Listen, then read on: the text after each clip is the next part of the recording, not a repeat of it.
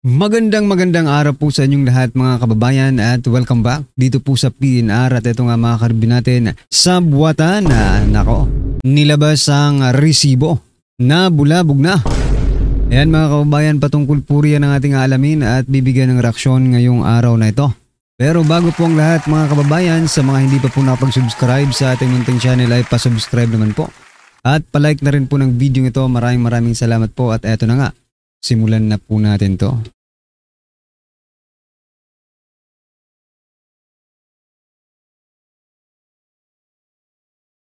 So yan mga kababayan, bago po natin muling i-play ang video ito, pasadahan po muna natin ang mga nagte-trending na mga balita dito po sa mundo ng social media at unahin na po natin to.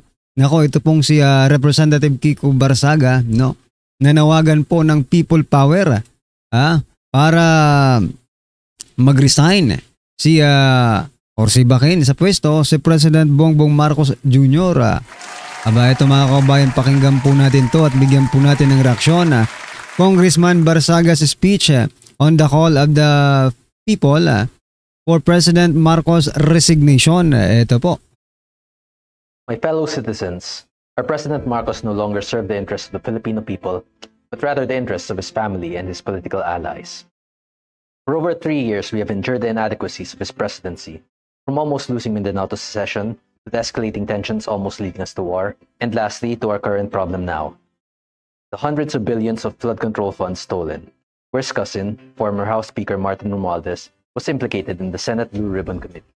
In relation to that, I have recently discovered a plot where they plan to remove me, the congressman who dared to criticize them on their corruption, from the House of Representatives through... So yun nga mga kababayan, no? Ganun talaga. Pag ikaw ay against sa kanila, tatanggalin kanila in any way, no? Gagawa po sila ng paraan para matanggal ka. Biruin mo mga kababayan, nasa ibang departamento na pero ang tinitira pa rin ay si Representative Kiko Barsaga pa rin, di ba? So ganun po sila magtrabaho, no? Pinagkakaisahan nila kung sino po yung naninindigan para sa taong bayan. The Ethics Committee or through a baseless accusation of crime.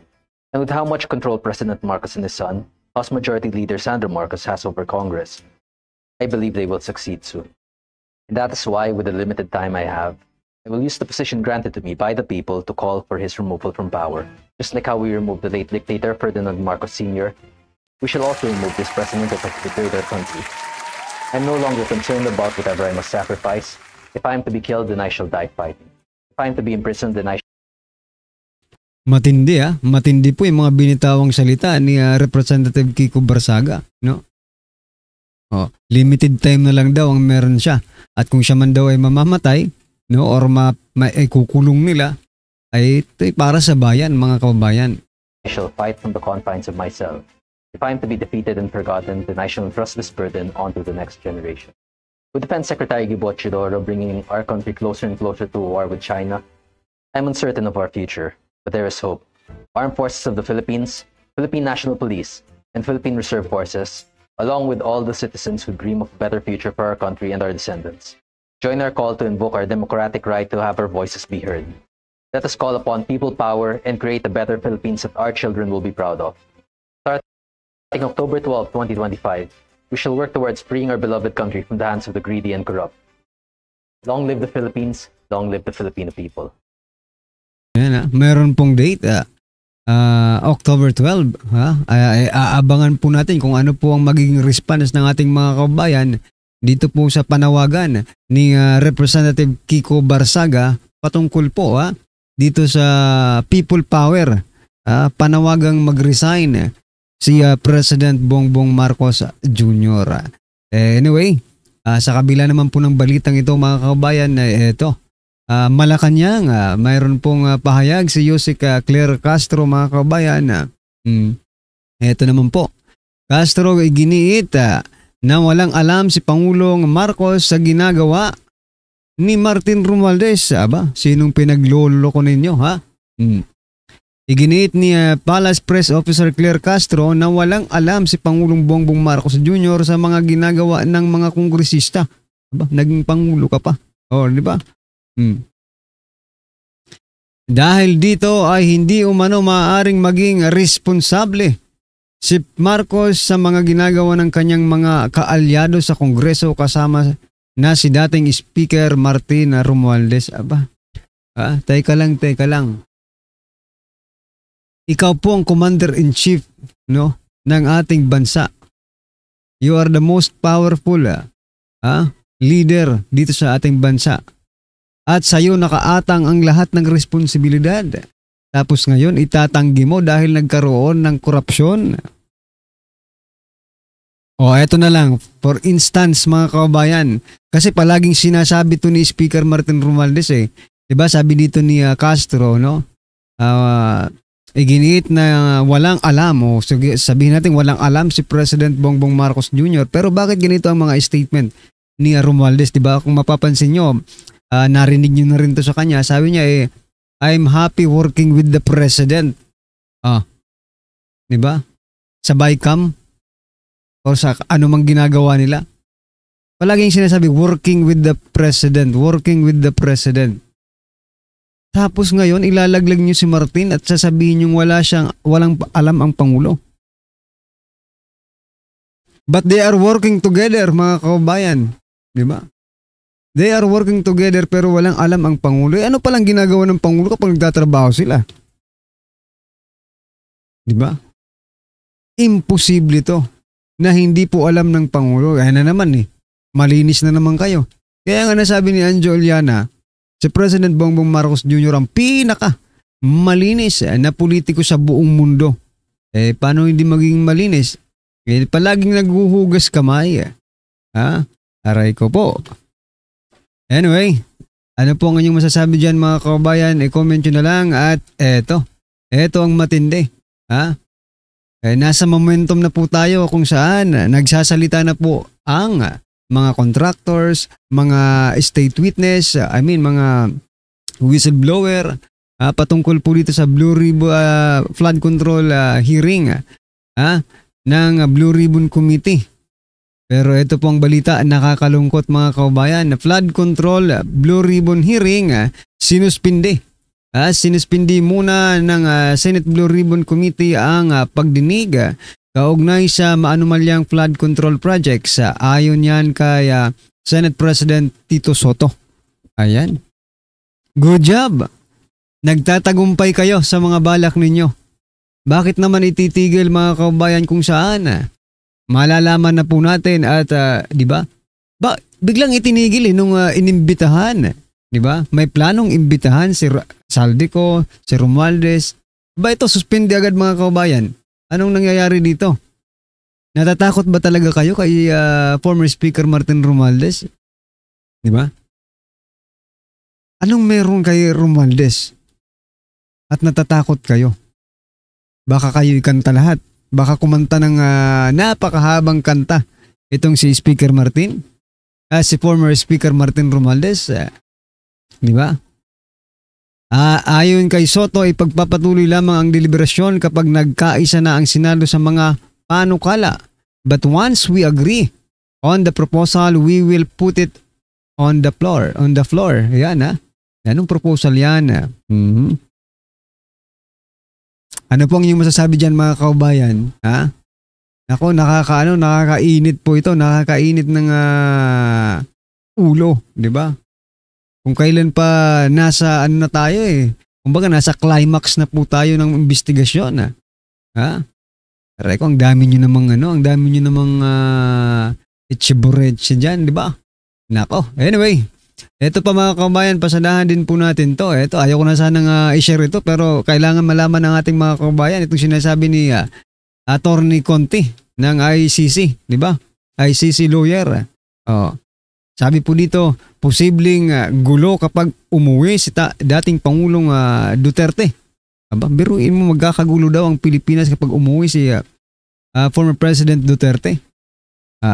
Ayon kay ICC lawyer Cristina Conte, maaaring magdulot ng tensyon at kaguluhan ang pag-uwi sa bansa ni dating Pangulong Rodrigo Duterte dahil sa matinding suporta at kritisismo laban sa kanya.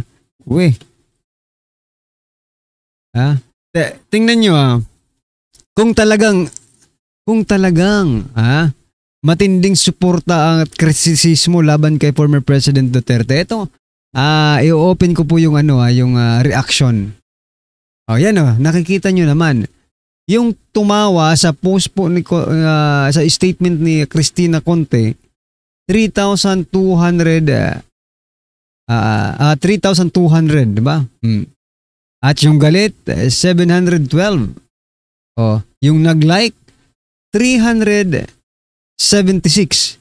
Ayan Ibig sabihin, 376 lang. Ayan na ang pinaka, ang sinasabi dito? Matindi na yan sa inyo. Matinding suporta na yan. 376. Ang nag-like. Samantalang yung tumawa sa inyo, 3,200. At may galit pa na 700 plus.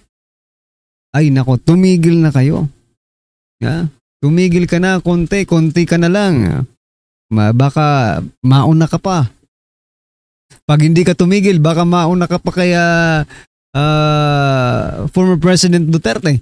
Kaya sobrang dami po ng sumusuporta dyan, baka may isang tupakin. Ako po, yari. Yan ay opinion lang po natin mga kaubayan, di ba? Anyway, ito mga kaubayan, panoorin na po natin at bigyan natin ng reaksyon. Ito na po. Ngayong araw na to, meron tayong mga yaman at nabuking na mga politikong sangkot dito sa skandal ng flood control. Nako, grabe nagkaloko-loko na mga kababayan. Siya na nga dito ay si Sandro Marcos. Nako, babayera. Nangyayari ka, patay kang bata ka. Pinuking ka ng isang news outlet. At the same time, ito rin pong si Ontiveros. Nako. Gago! Pinuking din po siya ng isang media, patay kang bata ka. Ito na nga ladies and gentlemen, mukhang sabi nga nila, nagkakabukingan na at alam mo mga kababayan, imposible yung sabi, sa bagay. Sasabihin ko sana, imposible hindi alam ng presidente.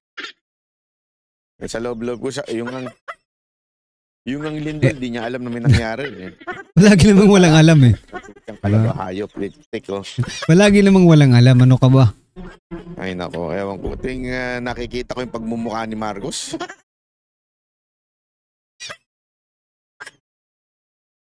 Gusto kong tirisin. Hindi si Marcos, kayo naman. Tirisin yung mga vlogger niya. Kasi todo-todo pagtatanggol pa rin sa mga animal. Grabe na yung kagaguhan. Ewan ko ba? Tapos yung mga pinklawan, bulag-bulagan. Merong isang dyan, merong isang... Baka nakikinabang, hindi di ko ba? na napapangalanan Bibigyan ko na lang kayo ng clue. Isang vlogger dyan na pinklawan. Naggalit siya lagi. Ito, hindi ito yung mukhang basag ulo na vlogger. Na-clue Ito'y galing sa alta sa syudad na vlogger. Hindi ko na lang papangalanan, Ewan ko kung galing ba ito sa China, mukha kasing inchik. Alam mo, kapatid, ikaw pinklawang kang animal ka, wala kang vlog kung hindi anti-Duterte. Wala kang sinabi against the Marcos. 'Di ba? Na napaka-obvious na. Tapos ikaw ganyan ka. Tapos yan mo na lang yan. Kung kabugbugin mo na naman yung jowa mo.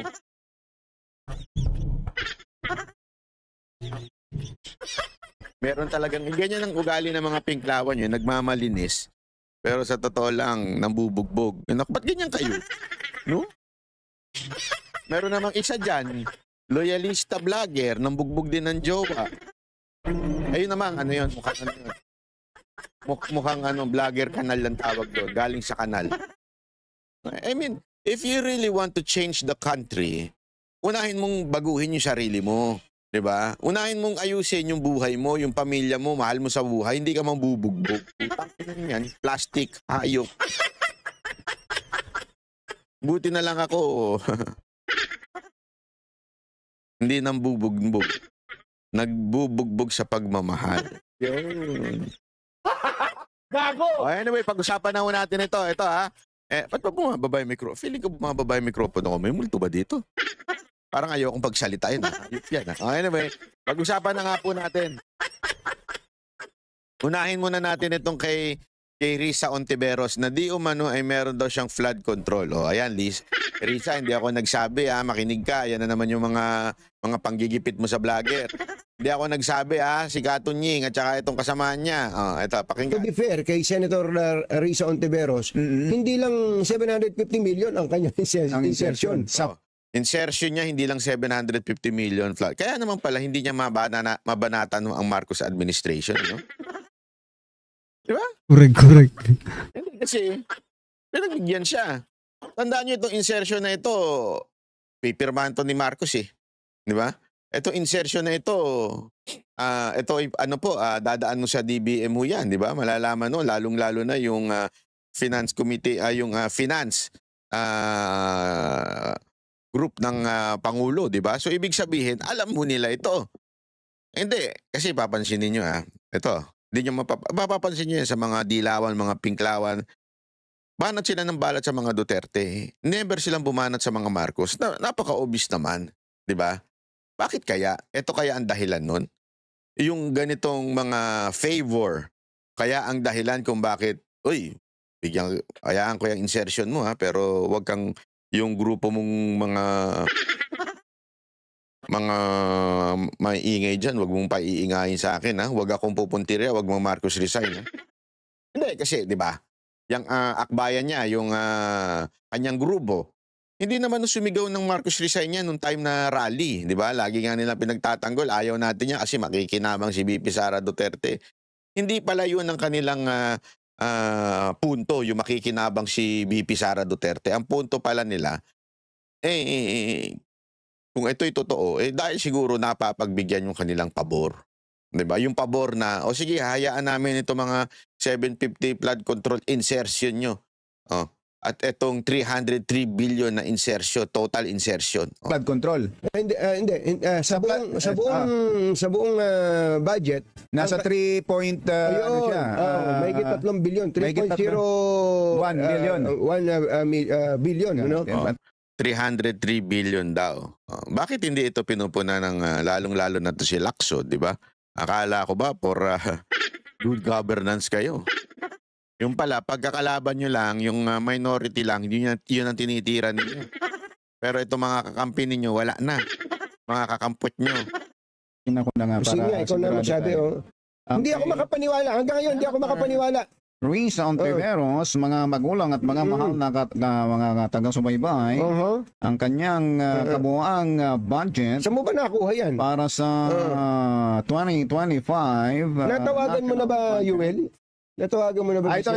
Sa Ontiveros? 3 billion, 3.035 billion. 3.035 billion, 35 million, and then 800,000 to be exact. So yan mga kabayan, nagkakabukingan na. Sana'y lumabas po ang katotohanan at huwag naman magmalinis ang ating Pangulo. Minsan naman po ay sana'y marumihan naman po ang ating Pangulo para naman po ay masabing nagtatrabaho talaga siya.